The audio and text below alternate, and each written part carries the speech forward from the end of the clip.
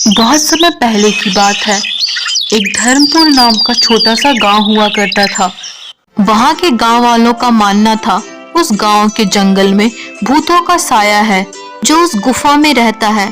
उस बात को लेके कितने बार गांव में पंचायत भी हो चुका कि गुफा में कोई नहीं जाएगा, क्योंकि वहां आए दिन बहुत सारे अजीबोगरीब घटनाएं होती रहती थीं। जहां एक टोकरी बनाने वाला रहता था, उसका नाम बंसी था।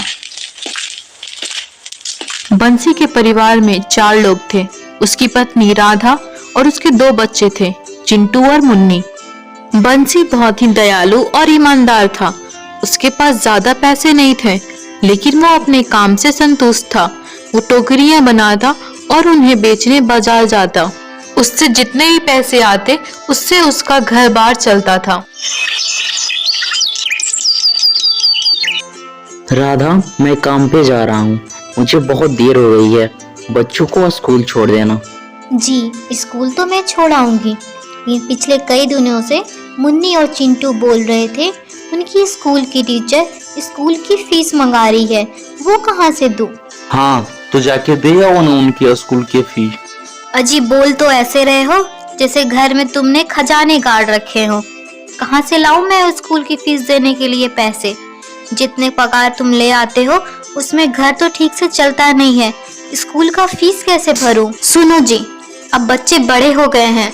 मैं तो कह रही हूँ अब दूसरी नौकरी ढूंढ लो। ठीक है, देखता हूँ। इतना कह के बंसी मायूस होके वहां से अपने काम पे चला जाता है।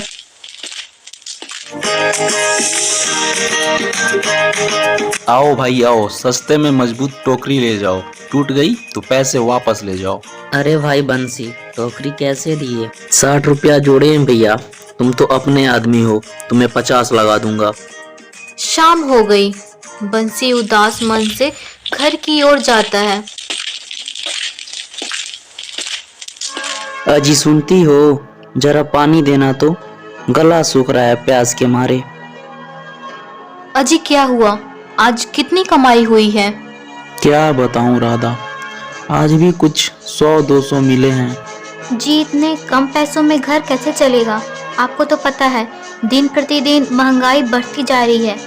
सब्जी लेने जाओ तो सब्जियों के दाम तो आसमान छू रहे हैं। अब तो चिंटू और मुन्नी की क्लास टीचर ने भी बोल दिया है, कल स्कूल की फीस लाओ वरना घर पे अब बैठे रहना।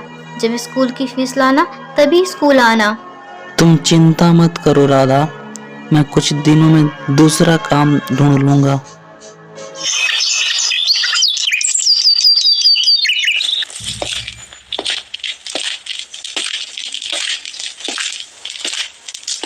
बंसी अपने आसपास की सारी दुकानों को देखता है और बहुत ही मायूस स्वर में बोलता है, आज फिर से अच्छी आमदनी नहीं हुई।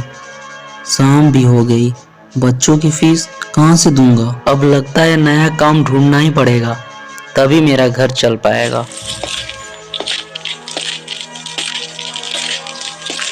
अरे ओ भाई बंसी, बहुत दिन बाद दिखे हो।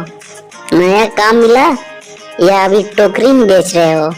अरे हाँ भाई, अभी भी टोकरी ही बेच रहा हूँ, पर सोच रहा हूँ नया काम ढूंढ लूँ, क्योंकि इतनी आमदनी में मेरा घर नहीं चल पा रहा। मेरी मानो तो कल से ही तुम दूसरा काम करना शुरू कर दो। ठीक है, तो चलता हूँ। घर पे बच्चे राह देख रहे होंगे। राधा, मैंने सोच लिया है, कल से टोकरी बेचने नहीं जाऊंगा। सोच रहा हूँ कल से ही एक नया काम ढूंढना शुरू कर दूं, ताकि अपने बच्चों का फीस भर सकूं। जी आपने बिल्कुल ठीक सोचा है। कल ही से नया काम ढूंढना शुरू कर दो, ये हमारे लिए ही अच्छा होगा। बंसी अपने कहे अनुसार काम ढूंढने के लिए निकल पड़ता है। वो पूरे गांव में काम ढूंढता है, यहाँ तक कि वो दुकानों दुकानों में भी जाके काम ढूंढता है, लेकिन उसे हर जगह से निराशा मिलती है। उसे काम कहीं नहीं मिलता। वो थक हार कर एक पेड़ के नीचे बैठ जाता है और बहुत ही सोच में पड़ जाता है। शाम होने को थी, इसीलिए बंसी थक हार कर जाने लगता है। न जाने कब वो जंगल पहुंच जाता है, उसे पता भी नहीं चलता। लगता है घर से बहुत दूर इस भूतिया जंगल में आ गया हूँ। अब तो घर नहीं जा पाऊंगा, लगता है रात यहीं बिताना पड़ेगा।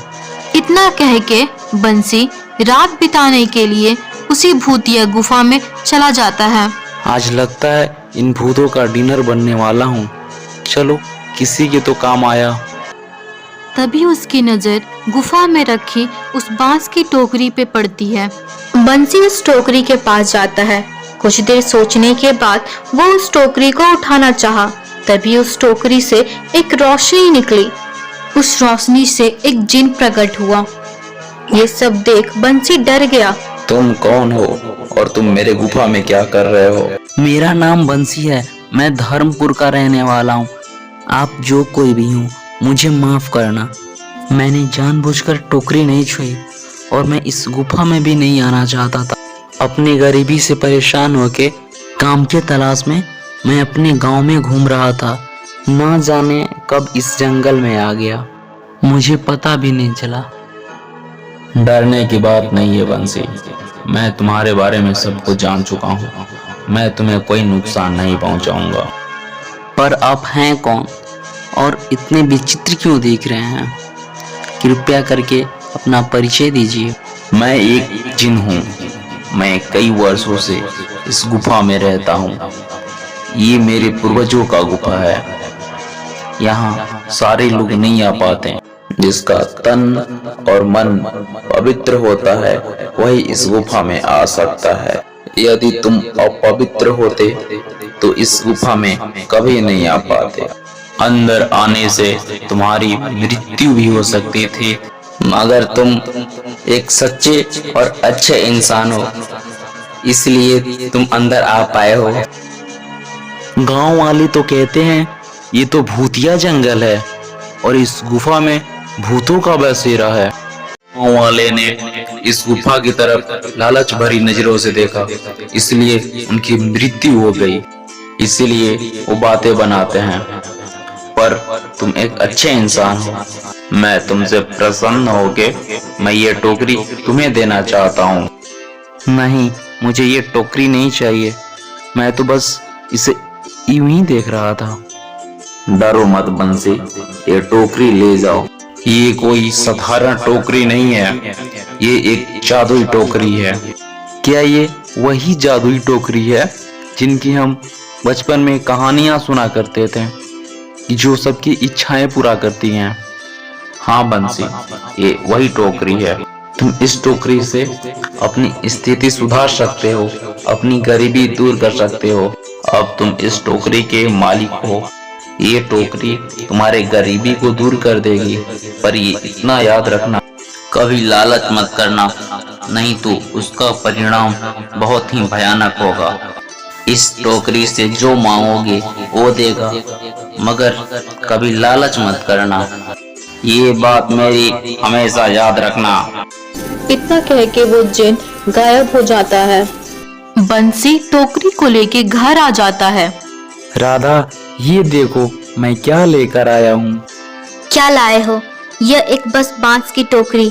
सबसे पहले ये बताओ, कल रात तुम कहाँ थे? जिस काम के लिए गए थे, क्या तुम्हें कोई नया काम मिला कि नहीं? नहीं, अरे राधा मेरी बात तो सुनो। ये ऐसी वैसी टोकरी नहीं है, ये एक जादुई टोकरी है। बंसी राधा को सारी घटना के बारे में बताता है जो उसके साथ घटी थी। आपके कहने का मतलब है ये टोकरी हमारी गरीबी दूर कर देगी और हम इससे जो मांगेंगे वो हमें देगी? हाँ राधा, हमें इससे सोच समझकर कुछ भी मांगना होगा जिससे हमारा आमदनी हो सके। कुछ देर सोचने के बाद बंसी राधा से बोलता है, हाँ राधा, क्यों ना हम फलों का व्यापार करें जिससे हमारा घर भी चलेगा और आमदनी भी होगी। राधा ने उस टोकरी से फलों का ढेर मांगा और बहुत सारे फल प्रकट हो गए। ये सब देख राधा बहुत खुश हुई। उसके बाद से बंसी फलों का व्यापार करने लगा। दिन प्रतिदिन उसकी आमदनी अच्छी होने लगी। उसकी स्थिति भी पहले से सुधर गई और वो जरूरतमंदों की मदद करता।